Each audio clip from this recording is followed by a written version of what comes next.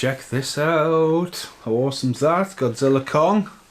And me bucket. Now, you probably clicked on this video and, isn't this meant to be Ghostbusters Frozen Empire? It is.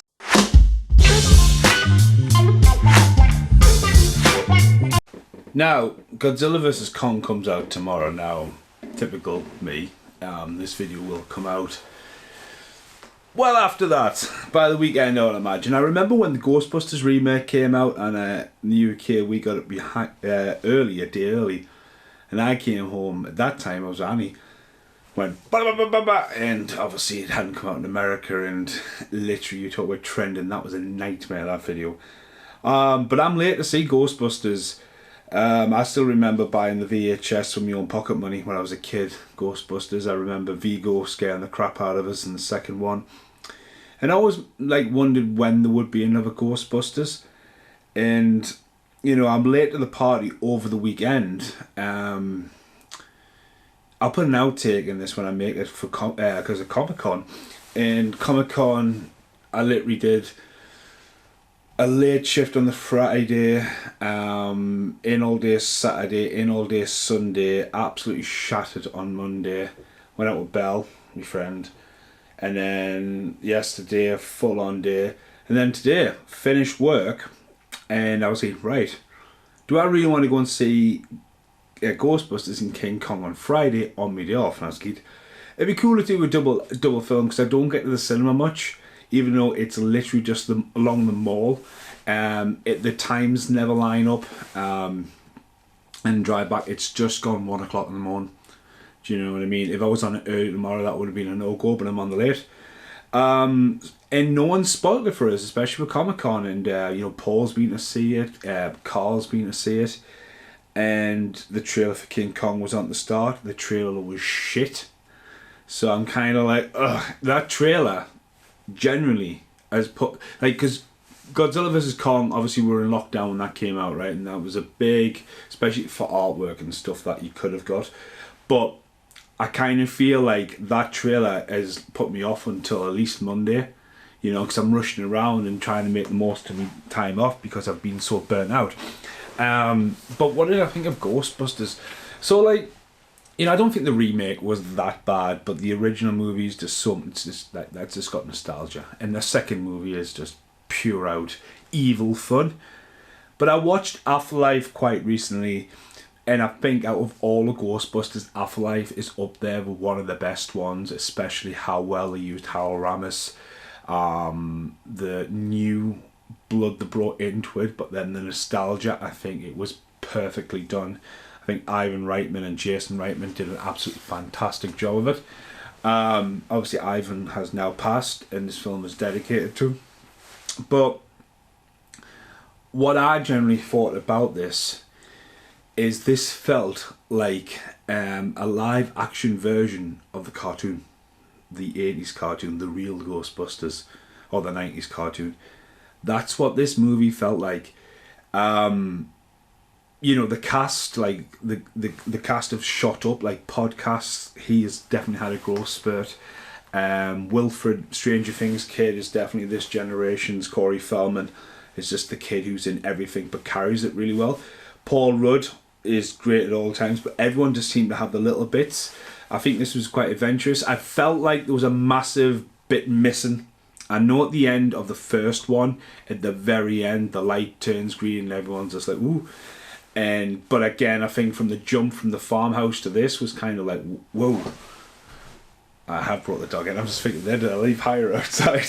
But no, I'm like generally thinking like there was a little bit missing there. I know that the car was going down into New York at the end of the first one as well, but there's just something there, especially the whole Ernie Hudson thing and Annie Potts.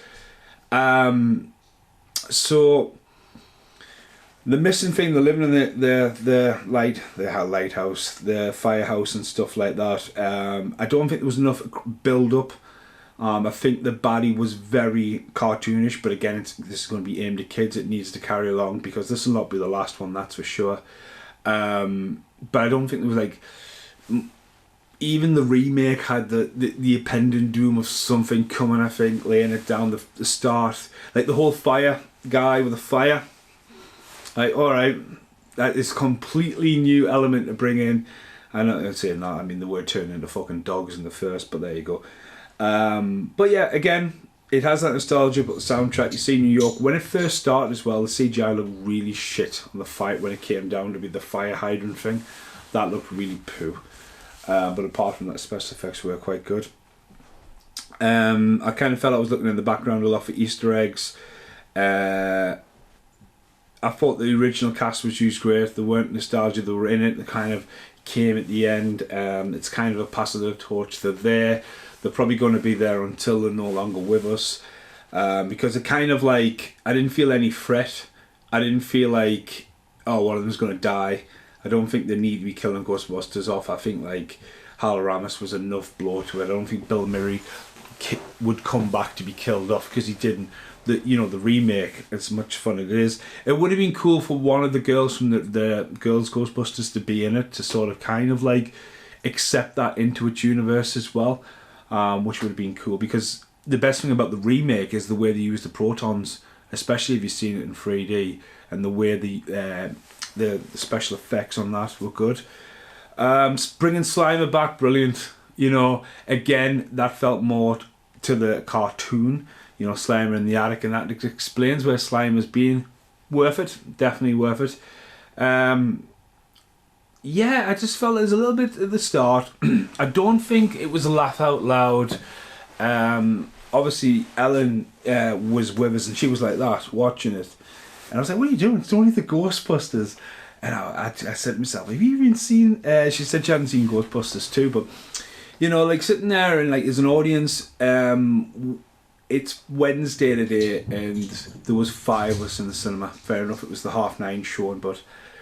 that's the way cinema is at the moment. And even though the screen's big, I kind of felt like, to me, I probably would have preferred to see this on a smaller screen. Big screen, but smaller room. Because I was looking around and you felt the void. And I think I kind of felt that distracting with the cinema. That's my one gripe, but I did have my fucking massive bucket. You know what I mean? And it was just like, these are huge. Actually, I wonder if you just meant to like... Because I just seen it and went, I need it. Anyway. But I opted not to get the Ghostbusters cup. Me and Alan's been passing this bucket over every night. Could have just split it off and goes, there's yours, deal with it. So yeah, as I said, went, see the pictures, glad to support it. Some bits are funny. I would love to see Vigo, the picture on the background of the firehouse. That would have been really cool. I just think it's kind of, again, the guy who plays, like, bringing everyone in from the original, but giving them bits and bobs to do, but then the guy who comes across as the new, like, sort of like Q or M or whatever James Bond's Gadget Man's called.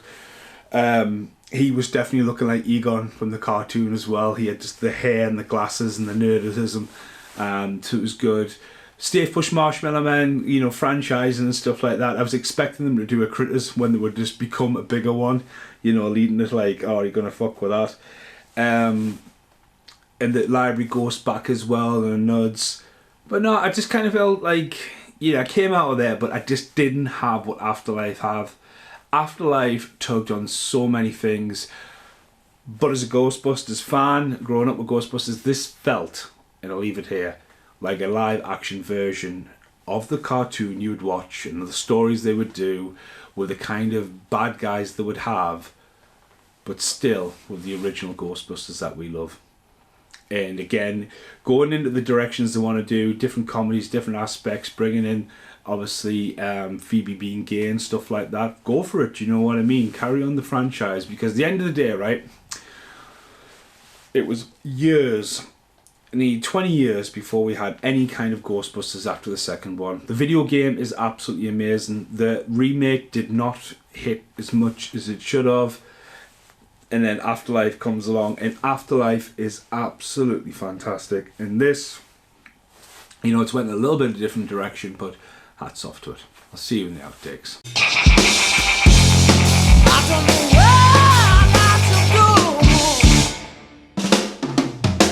go. This weekend sees the release of Ghostbusters. How awesome is that? But I can't go and see it. the time scale. Couldn't fit it in. Possibly tomorrow, or possibly at night. Oh, I don't know. Okay, so you've just seen the massive billboard thing in the Metro Centre. That's the Comic-Con me talking about. That's gone.